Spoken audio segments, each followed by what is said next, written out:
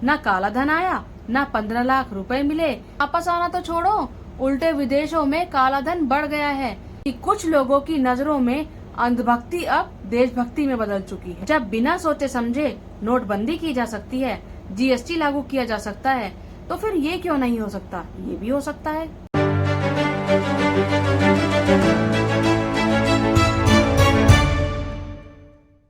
Hello and welcome दोस्तों, मैं हूं वंदना और आप देख रहे हैं लीगल चॉइस। दोस्तों, एक देश, एक नोटबंदी, एक चुनाव के बाद एक सत्र और एक जुमला भी।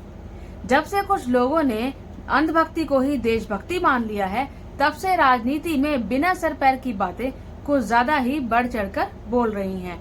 कितनी भी अनर्गल, वाहियात और उल्टी सीधी बातें क्यों ना हो, बोलने से पहले नेता अब किसी से डरते नहीं हैं। कुछ नेताओं को लगता है कि मीडिया मैनेजमेंट के जरिए अंधभक्तों के रूप में एक बड़ी भीड़ है जो उनके साथ हमेशा खड़ी है, और वो भीड़ कभी ट्रोल आर्मी बनकर उनका समर्थन करती है, तो कभी पार्टी का शुभचिंतक और समर्थक बनकर।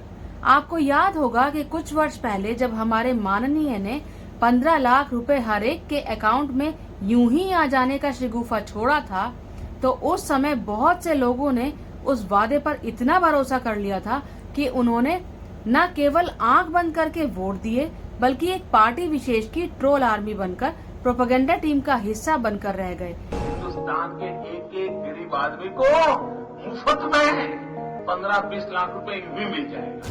इतना ही नहीं, ये लोग हर सच्ची खबर, हर सच्ची बातों पर पर्दा डालने लगे, बिना तर्क कुतर्क करते रहे, और उस कुतर्क का नशा इतना ज्यादा चढ़ गया कि आज सच बोलना ही गुनाह हो गया है। जी हाँ, अंधभक्तों की भीड़ तंत्र के सामने चाहे कुछ भी सच्चाई दिखा दो, कोई भी सबूत पेश कर दो, ऑडियो सुना दो, वीडियो दिखा दो। देखिए, ये जुमला है। किसी के अकाउंट में 15 लाख रुपया कभी नहीं जाता, वो उनको भी मालूम है और आपको भी मालूम है, देश की जनता को भी मालूम है। किसी को कैश कभी नहीं दिया जाता, वो सबको मालूम है। ये भाषण देने का एक तरीका है, एक जुमला है। ऐसा कोई नहीं मानना चाहिए। आप बताइए ना, आप मानते हैं? नहीं, मैं तो ये मानता हूँ कि ये चुनावी भाषण में वजन डालने के लिए बोली गई हुई बात है। वो भीड़ अपने माननीय का हर हाल में बचाव ही करेगी, संरक्षण और समर्थन ही करेगी। एक विकासशील उभरते हुए देश के लिए ये बहुत ही दुर्भाग्यपूर्ण बात है कि कुछ लोगों की नजरों में अंधभक्ति अब देशभक्ति में बदल चुकी है। खैर, एक देश एक चुनाव का नारा 15 लाख के जुमले की तरह वोट खींचू भले ही लग रहा हो, पर लागू नहीं किया जा सकता। दरअसल हमारे माननीय ने जुमलों पर इतना ज्यादा रिसर्च किया है, सक्सेसफुल प्रयोग किया है कि उन्हें कभी लगता ही नहीं कि किसी भी झूठ या प्रोपेगेंडा पर जनता कभी सवाल खड़ा करेगी। वो इस बात से हमेशा निश्चिंत रहते हैं कि जनता की तरफ से ना कोई विरोध होगा और ना ही कोई प्रश्न खड़ा किया जाएगा। आपको याद होगा पश्चिम बंगाल के 8 चरण वाले चुनाव और फिर पंचायत चुनावों में हिंसा तथा केंद्रीय बलों की तैनाती और उपलब्धता कैसी थी। जो व्यक्ति एक चरण में एक राज्य का चुनाव निष्पक्ष और शांति से नहीं करा सकता, वो व्यक्ति एक देश और एक चुनाव की बात करता है। आप खुद सोचिए, एक देश एक चुनाव का शिगुफा अगर प्रयोग में आ भी गया तो क्या होगा? देश भर में चुनाव 5 के 5 साल चलता रहेगा, भले ही 5 साल बाद सभी चुनाव का परिणाम एक साथ आए। जरा सोचिए, जब बिना सोचे समझे नोटबंदी की जा सकती है, जीएसटी लागू किया जा सकता है, बिना सोचे समझे लॉकडाउन किया जा सकता है, बिना मुकम्मल टेस्ट के कोरोना का वैक्सीन लगाया जा सकता है, तो फिर ये क्यों नहीं हो सकता? ये भी हो सकता है। ट्रोल सेना और अंधभक्तों की भीड़ तो है ही उनके हर सही गलत काम को जस्टिफाई करने के लिए। साहब को ये भरोसा हो भी तो कैसे ना हो, मीडिया के रूप में गोदी मीडिया पाल कर रखा है, और पार्टी में हर डरे सहमे लोगों की भीड़ जो खड़ी कर रखी है। ऐसे में कौन पूछेगा उनसे, कौन टोकेगा उन्हें? किसी नहीं पता कि एक पार्टी, एक देश और एक राजा की छवि लिए हमारे माननीय आत्ममुग्ध होकर देश का बंटाधार कर रहे हैं।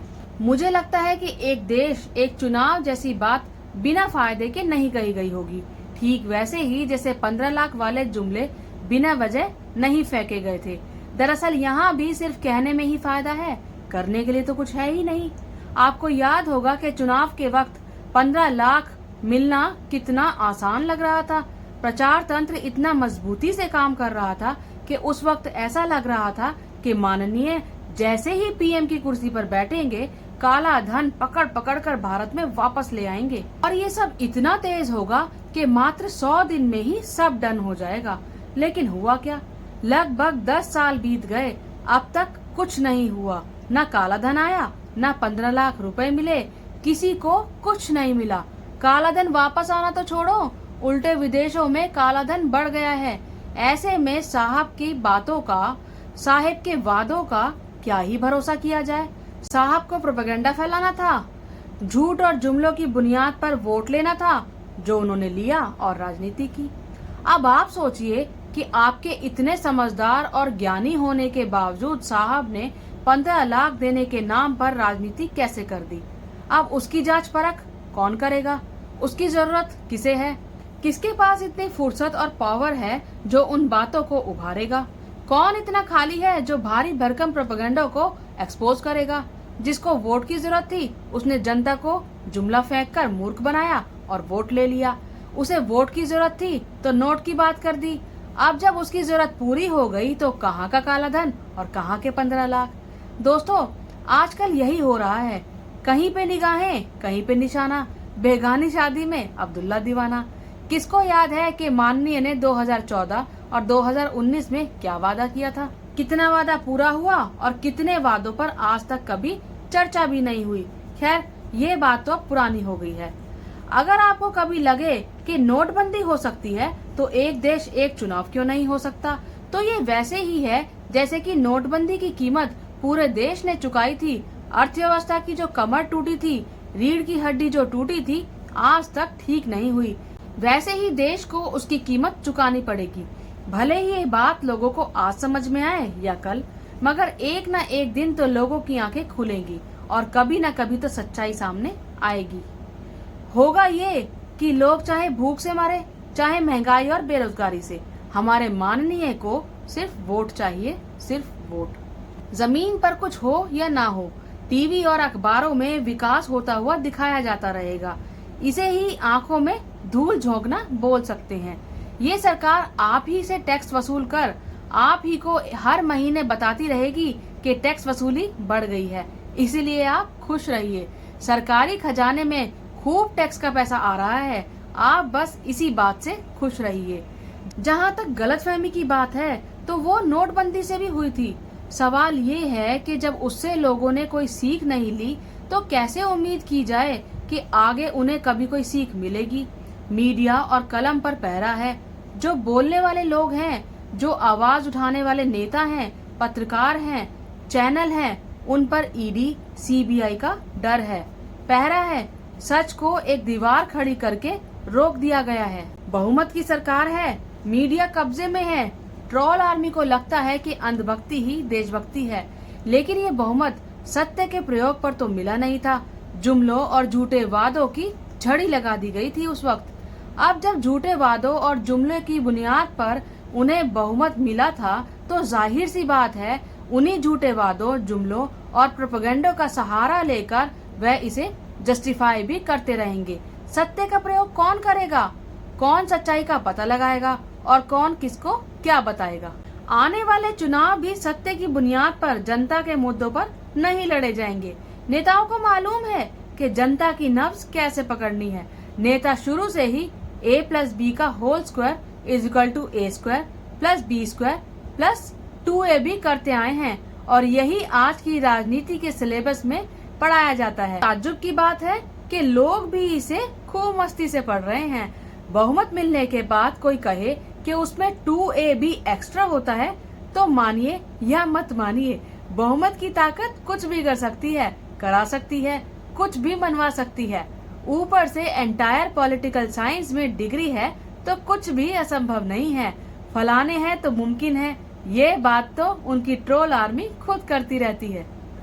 a+b इंटू ब्रैकेट स्क्वायर करे तो रिजल्ट आता है a² + 2ab + b²। ये एक्स्ट्रा 2ab मिलता है कि नहीं मिलता है? एक्स्ट्रा 2ab कहां से आया? गलती से। दोस्तों, बात सिर्फ नोटबंदी नाकाम होने की नहीं है। पप्पू बनाने की स्कीम, पप्पू बनाने की कोशिश भी नाकाम हुई है। पर जो असल में पप्पू है, उन पप्पुओं को ये बात न तब समझ में आई और ना अब समझ में आएगी, क्योंकि वो इस सच्चाई को स्वीकार कर अपना बेड़ा गर्क क्यों करना चाहेंगे। जनता अगर जागरूक रहती तो पूछती, बहुत हुई महंगाई की मार, अब की बार मोदी सरकार का नारा किसने दिया था और क्यों दिया था। अगर ये नारा हमारे माननीय के वादों के रूप में फैलाया गया था तो अब तक ये वादे पूरे क्यों नहीं हुए। साहब से सवाल कौन पूछेगा कि पेट्रोल, डीजल और रसोई गैस के दाम आसमान क्यों छू रहे हैं। हाँ, अभी चुनाव आ रहे हैं तो शायद आपको इसमें थोड़ी राहत दिखाई दे। अब वोट तो लेना है ना भाई, इसके लिए चुनाव से 6 महीने पहले भी अगर कीमतों में कमी नहीं करेंगे तो वोट कौन देगा। इसी देश के लोगों से साहब ने वादा किया था, 2 करोड़ रोजगार हर साल देने का वादा किया था, महंगाई कम करने का वादा किया था और लोगों के जीवन में अच्छे दिन लाने का वादा किया था। उन वादों पर साहब आज क्यों नहीं टिकते, उन वादों पर साहब बात क्यों नहीं करते। ये सब सवाल जागरूक जनता के सवाल हैं। जो जनता जागरूक होगी तो साहब बेनकाब होंगे। इसलिए ट्रोल आर्मी और अंधभक्तों की भीड़ तैयार की जा रही है। हिंदू, मुस्लिम, भारत, पाकिस्तान के एंगल में आम जनता का ब्रेन वॉश किया जा रहा है, ताकि कोई भी कुछ भी सोचने समझने लायक ना बचे और ना ही कोई सवाल पूछकर साहब को मुसीबत में डाले। ये सब राजनीतिक प्रयोग है। एक देश, एक चुनाव का शगुफा छोड़ा जा चुका है। जब तक जनता को इसके बीच छुपे जुमलों और सच्चाई का पता चलेगा, बेसिक और बुनियादी बातें समझ में आएंगी, तब तक इन फालतू के मुद्दों के जरिए अच्छे दिन और पुराने वादों को आपकी नजरों से ओझल कर दिया जाएगा। पिछले 10 सालों से ये सरकार यही तो करती आ रही है। खुलेआम जुमलों और झूठे वादों के जरिए आपकी आंखों में धूल झोंका जा रहा है। फिर भी अंधभक्तों को लगता है कि ये सरकार हर बार कुछ न कुछ नया लेकर आ रही है। मैं ये नहीं कह रही कि नए नए वादों की पोटली मत खोलो, मत देखो। अरे देखो, शौक से देखो, प्रायोरिटी में देखो, मगर पुरानी पोटली में क्या क्या भरकर दिया गया था उसे भी एक बार देख लें तो क्या बुराई है। गलतफहमी में जीने से अच्छा रहता है कि कम से कम एक बार सच्चाई को देख लेते, जान लेते, जांच लेते, पहचान लेते, परख लेते। दोस्तों, आज की ये वीडियो यहीं तक। ये वीडियो आपको कैसी लगी मुझे कमेंट बॉक्स में जरूर बताइएगा। मेरी इस वीडियो को लाइक कीजिएगा, शेयर कीजिएगा और मेरे इस चैनल को सब्सक्राइब जरूर कीजिएगा। जय हिंद, जय भारत।